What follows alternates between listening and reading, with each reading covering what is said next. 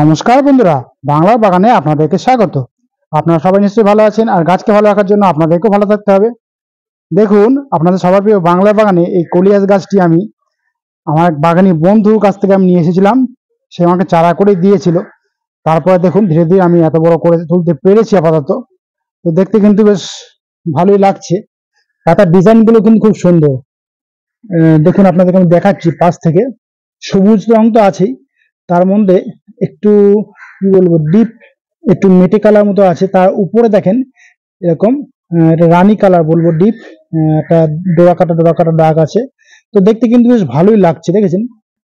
যে আমাকে দিয়েছিল সে বলেছিল দেখতে কিন্তু খুব সুন্দর হবে। সৌন্দর্যটা দেখে আমার খুব পছন্দ হয়েছিল বলেই আমি তার কাছ থেকে এই গাছটি নিয়ে এসেছিলাম। সে আমাকে চারা করে অবশ্য দিয়েছিল, কারণ এই বর্ষার সময় এই গাছের চারা খুব সহজেই তৈরি করা যায়। তো গাছটি কিন্তু আমি যখন নিয়ে এসেছিলাম তখন খুব ছোট ছিল, সামান্য একটা ডাল আর কি ছিল। তারপর থেকে পেন্টিং করে করে কিন্তু আমি এত বড় করে তুলতে পেরেছি খুব সহজেই। আর এই গাছকে একটু পরিচর্যা করতে হয় বলতে একটু খাবার দিতে হয় সামান্য, আর একটু রোগ পোকামাকড় লাগলে একটু কীটনাশক দিলেই কিন্তু গাছটা খুব সুস্থ থাকে, কোনো অসুবিধা হয় না। তো দেখতে বেশ ভালোই হয়েছে। আশা করি আপনারাও আপনাদের বাড়িতে নিশ্চয়ই কলিয়াস গাছ লাগিয়েছেন, আর আপনাদের কলিয়াস গাছও কিন্তু নিশ্চয়ই এত বড় হয়ে গেছে বা আমার থেকেও আরো ভালো হয়েছে। তো টাইটেলের থাম্বনেল দেখে আপনারা নিশ্চয়ই বুঝতে পেরেছেন যে আমি আজ আপনাদের সঙ্গে কি বিষয় নিয়ে আলোচনা করতে চলেছি।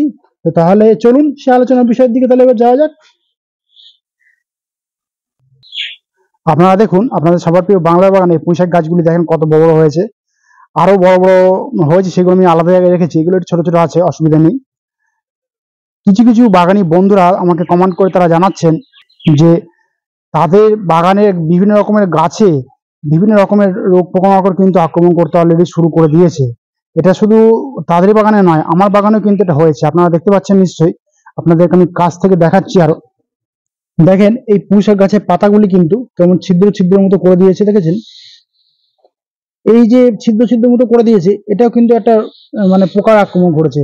এই পোকাটা হবে অনেকটা কমলা রঙের মতো, ডিম্বাকৃতি, মনে হয় অর্ধ ডিম্বাকৃতি মতো হবে, কমলা রঙের।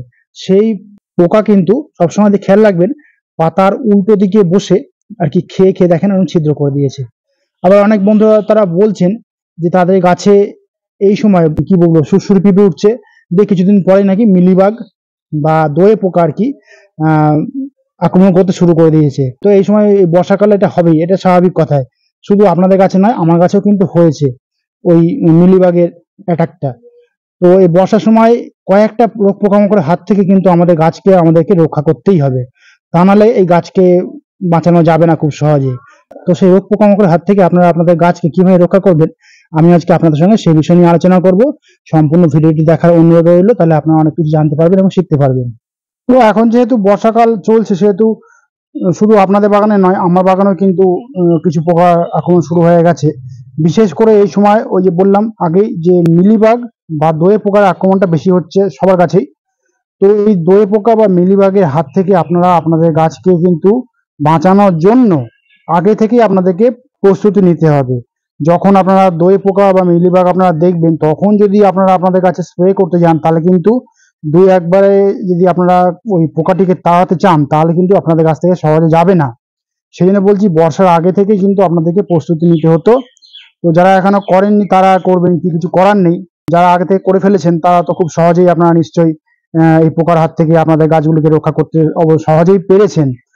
তো দেখুন, এই সময় কিন্তু ওই যে দোয়ে পোকা বা মিলিবাগের আক্রমণ আপনাদের গাছে হয়েছে, সেই পোকার হাত থেকে আপনারা আপনাদের গাছকে যদি বাঁচাতে চান, তাহলে কিন্তু ওই দুই একবার কীটনাশক স্প্রে করলে কিন্তু হবে না। মিনিমাম বেশ অনেক কবারই কিন্তু স্প্রে করতে হবে। তা নাহলে কিন্তু সহজে আপনারা বাগান থেকে তাড়াতে পারবেন না ওই মিলিবাগকে। এর জন্য আপনারা করবেন কি, এই একতারা নামক কীটনাশক আপনারা ইউজ করতে পারেন, কোনো অসুবিধা হবে না। এটা নেবেন আপনারা 1 লিটার জলে প্রায় হাফ গ্রাম মতন নিয়ে ভালোভাবে মিশিয়ে নেবেন। নিয়ে আপনারা আপনাদের সম্পূর্ণ গাছে স্নান করিয়ে দেবেন। যাদের গাছে একটু বেশি দোয়ে পোকা বা মিলিবাগ আক্রমণ করতে শুরু করে দিয়েছে, তারা কিন্তু বেশ অনেক কবারই আপনারা স্প্রে করবেন, যতক্ষণ পর্যন্ত আপনারা আপনাদের গাছ থেকে ওই মিলিবাগকে সরাতে না পারছেন, ততদিন পর্যন্ত কিন্তু আপনাদেরকে স্প্রে করে যেতে হবে এই কীটনাশকটি। আর যারা আগে থেকে প্রস্তুতি নিয়েছিলেন তারা তো নিশ্চয়ই তাদের গাছগুলিকে আপাতত ওই মিলিবাগের অ্যাটাকে হাত থেকে রক্ষা করতে পেরেছেন। আর সবসময় খেয়াল রাখবেন এই মিলিবাগের অ্যাটাক কিন্তু যে কোনো গাছে কিন্তু হতে পারে, বিশেষ করে এই সময় জবা গাছ, বেলফুল, জুঁই ফুল, অপরাজিতা ফুল গাছ, এই সব গাছে কিন্তু বেশি এই মিলিবাগ অ্যাটাক করে। সেই জন্য বলছি, আমি যেসব গাছের নামগুলি বললাম সেই গাছগুলিকে কিন্তু আপনারা এই সময় একটু খেয়ালে রাখবেন, যাতে মিলিবাগের হাত থেকে আপনারা সেই সব গাছগুলিকে আপনারা খুব সহজে রক্ষা করতে পারেন। আর এই একতারা আপনারা যে কোনো সারের দোকানে খুব সহজেই পেয়ে যাবেন। এটা হলো গরিবের ওষুধ যাকে বলা হয়, অনেকে বলে থাকেন এটা। তো আমি কিন্তু আমার গাছগুলিকে আমি আগে থেকেই কিন্তু সেই পোকামাকড়গুলি হাত থেকে প্রোটেক্ট করার জন্যই কিন্তু আমি এই একতারা আমি আগে থেকে ইউজ করেছি, যার জন্য কিন্তু আমার গাছে কোনো রকমের মিলিবাগ বা দোয়ে পোকায় আক্রমণ কিন্তু এখনো হয়নি।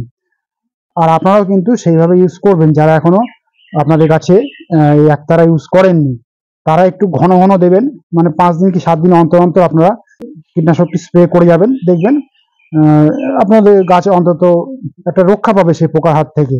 আর একটা কথা বলি, যখনই আপনারা এই একতারা স্প্রে করবেন এই সময়, যেহেতু এখন বর্ষা চলছে সেহেতু একটা স্টিকার কিন্তু আপনারা অবশ্যই ইউজ করবেন, তা নাহলে এই যে আপনারা একতারা দিয়ে স্প্রে করে দিলেন, কিছুক্ষণ পরেই কিন্তু বৃষ্টি চলে এলো, তাহলে কিন্তু গাছে পাতা থেকে সেই কীটনাশক ধুয়ে যাবে। এবারে আসি আরেকটি কীট পতঙ্গের কথাতে। আমাকে অনেক বন্ধুরা তারা জানিয়েছেন, আগেই বলেছি যে তাদের কাছে নাকি বর্ষার সময় লেদা পোকার আক্রমণ সব থেকে বেশি হচ্ছে। হ্যাঁ, কথাটা ঠিকই তা বলেছেন, আমাকে জানিয়েছেন যারা। এই বর্ষার সময় কিন্তু ওই মিলিবাগ এবং লেদা পোকার আক্রমণ সব থেকে বেশি হয়, যার জন্য কিন্তু আমাদের গাছেরও ক্ষতি হয়ে যায়। যারা জানেন না কীটনাশক ইউজ করতে, তারা উল্টোপাল্টা কীটনাশক দিয়ে ফেলেন, কাজ সহজে কাজ করতে পারে না সেই কীটনাশক দেওয়ার পরেও। আর যার জন্য কিন্তু আপনাদের অনেকের গাছ কিন্তু মারাও যেতে পারে। তো এই লেদা পোকার হাত থেকে আপনারা আপনাদের গাছকে কিভাবে খুব সহজে রক্ষা করতে পারবেন সে বিষয়েও আমি আপনাদের সঙ্গে আলোচনা করছি। তো আপনারা একটু মন দিয়ে শুনবেন। এই লেদা পোকার আক্রমণ কিন্তু আমার বাগানেও বেশ কয়েকবার হয়েছে, এই বর্ষার আগেই আর কি। তো আমি তখন থেকে কিন্তু আমার গাছকে প্রোটেক্ট করার জন্য আমি একটি কীটনাশক ইউজ করেছি, সেটা আপনাদেরকে আমি বলছি। সেই কীটনাশকটির নামটি দেখেন, এটা হলো স্ট্রাইক 550। আপনারা লেদা পোকার জন্য এই কীটনাশকটি কিন্তু ইউজ করতে পারেন, কোনো অসুবিধা নেই। এর পরিবর্তে আপনারা হামলা 555 সেটাও ইউজ করতে পারেন, কোনো অসুবিধা নেই। তাহলে দেখবেন আপনাদের গাছকে আপনারা খুব সহজেই লেদা পোকার হাত থেকে রক্ষা করতে পারছেন এই বর্ষার সময়। আর যারা আগে থেকে এই কীটনাশক আপনারা আপনাদের গাছে স্প্রে করে গেছেন সময় মেনে বা নিয়ম মেনে, তারা কিন্তু আগে থেকেই তারা তাদের গাছকে প্রোটেক্ট করতে পারবে। আর যারা এখনো এই কীটনাশক স্প্রে করেননি, তারা কিন্তু খুব শীঘ্রই আপনাদের বাগানে এই স্ট্রাইক 550 বা হামলা 555 আপনারা ইউজ করতে পারেন, কোনো অসুবিধা নেই। এটা আপনারা এই কীটনাশকটি অন্তত মিনিমাম 10 থেকে 12 দিনের অন্তর অন্তর স্প্রে করবেন। যাদের গাছে লেদা পোকার আক্রমণটা সব থেকে বেশি হয়েছে, আপনারা আপনাদের গাছকে রক্ষা করতে পেরেছেন লেদা পোকার হাত থেকে, তারা মাঝে সাঝে একটু করবেন, 15 দিন বা 20 দিন অন্তর অন্তর, কোনো অসুবিধা হবে না। আর আমিও কিন্তু এই স্ট্রাইক 550 এবং হামলা ইউজ করে কিন্তু আমার গাছগুলিকে আমি দেখুন লেদা পোকার হাত থেকে আপাতত রক্ষা করতে পেরেছি। দেখেন, বর্ষার আগে থেকেই কিন্তু আমি এই প্রস্তুতি নিয়েছিলাম, যেহেতু কারণ আমি জানি, তার ফলে কিন্তু লেদা পোকা খুব একটা আক্রমণ করতে পারেনি আপাতত এখনো। আর যাদের কাছে লেদা পোকার আক্রমণ অলরেডি হয়ে গেছে, তারা কিন্তু একটু ঘন ঘন এই যে কীটনাশকগুলির নাম বললাম আমি, সেই কীটনাশকগুলি নিয়ে আপনারা স্প্রে করবেন। এই 4-5 দিন অন্তর অন্তর বা 1 সপ্তাহ অন্তর অন্তর স্প্রে করবেন, কোনো অসুবিধা হবে না। দেখবেন আপনাদের গাছ কিন্তু লেদা পোকার হাত থেকে এই বর্ষার সময় সহজে মুক্তি পাবে। আর শুধুমাত্র লেদা পোকা নয়, দেখবেন এই যে কমলা রঙের এই যে পোকাটি, যেগুলি আমি আগে দেখালাম আপনাদেরকে, যে পুঁইশাক গাছের পাতার উপরে পাতা খেয়ে খেয়ে কেমন একটা ফুটো ফুটো করে দিয়েছে, এই পোকাটিও কিন্তু দূর হয়ে যাবে খুব সহজেই। আর এর পরিমাণটা কতটা হবে, এর পরিমাণও কিন্তু 1 লিটার জলে 2 ml ভালোভাবে মিশিয়ে নেবেন, নিয়ে একটু স্টিকার মিশিয়ে নেবেন, নিয়ে ভালোভাবে ঝাঁকিয়ে পুরো সম্পূর্ণ গাছটিকে স্নান করিয়ে দেবেন। তাহলে দেখবেন আপনাদের বাগান থেকে কিন্তু লেদা পোকা খুব সহজেই আপনারা দূর করতে পারছেন। আর অনেকে বলেন এই বর্ষার সময় আপনাদের গাছগুলিকে মিলিবাগ বা লেদা পোকার হাত থেকে রক্ষা করার জন্য প্রোফেক্স সুপার ইউজ করতে, কিন্তু কখনোই কিন্তু আপনারা ভুল করে কীটনাশকটি ইউজ করবেন না। কারণ সমস্ত গাছ কিন্তু প্রোফেক্স সুপার নামক যে কীটনাশকটি আমি বললাম, এই কীটনাশকটি কিন্তু সহ্য করতে পারে না। আপনারা যদি তাদের কথা মতো ইউজ করেন, দেখবেন আপনাদের এই পাতার উপরে যেদিনকে স্প্রে করবেন তার পরের দিন সকালে আপনারা দেখতে পাবেন যে একটা কালো কালো স্পট পড়ে গেছে এবং পাতাটি পুড়ে যেতে পারে, সেজন্য গাছের ক্ষতি হয়ে যেতে পারে। সেই জন্য বলছি প্রোফেক্স সুপারটা আপনারা একটু এড়িয়ে চলবেন, না ইউজ করাটাই ভালো। কারণ সমস্ত গাছ কিন্তু ওই কীটনাশকটি সহ্য করতে পারে না, যার ফলে আপনাদের বাগানের গাছগুলি কিন্তু ক্ষতি হয়ে যেতে পারে। আপনারা কিছু কিছু গাছের ক্ষেত্রে ইউজ করতে পারেন, তবে সেটা পরিমাণটা কম করে ইউজ করবেন। যারা বর্ষার আগে থেকেই আমি যে কীটনাশকগুলি বললাম সেগুলি ইউজ করেছেন, তাদের গাছগুলো নিশ্চয়ই আমার গাছের থেকেও আরো ভালো রয়েছে এই সময়, আপনারাও কিন্তু সেইভাবে সেই পরিমাণে নিয়ে সঠিকভাবে আপনারা কিন্তু আপনাদের গাছে স্প্রে করুন সেই কীটনাশকগুলি, আমি যে যে কীটনাশকের নামগুলি বললাম। তাহলে দেখবেন আপনাদের গাছও কিন্তু আমার গাছের থেকেও আরো ভালো থাকবে, সুস্থ থাকবে। কোনো কীটপতঙ্গের আক্রমণ কিন্তু এই বর্ষার মধ্যে আর সহজে হবে না। তো বন্ধুরা, আজ এই পর্যন্তই। আর যদি কোনো কমেন্ট থাকে তাহলে কিন্তু বাংলা বাগানকে জানাতে ভুলবেন না, কারণ বাংলা বাগান সবসময় আপনাদের পাশে ছিল, আছে এবং থাকবে। আর আমার এই ভিডিওটি যদি আপনাদের ভালো লাগে তবে লাইক করবেন, গাছপ্রেমী বন্ধুদের মধ্যে শেয়ার করবেন এবং আমার চ্যানেলটিকে সাবস্ক্রাইব করে বেল আইকনটিকে প্রেস করে অল নোটিফিকেশনটিকে প্রেস করে রাখবেন, যাতে নিত্য নতুন ভিডিওগুলি আপনাদের কাছে খুব সহজেই পৌঁছে যেতে পারে।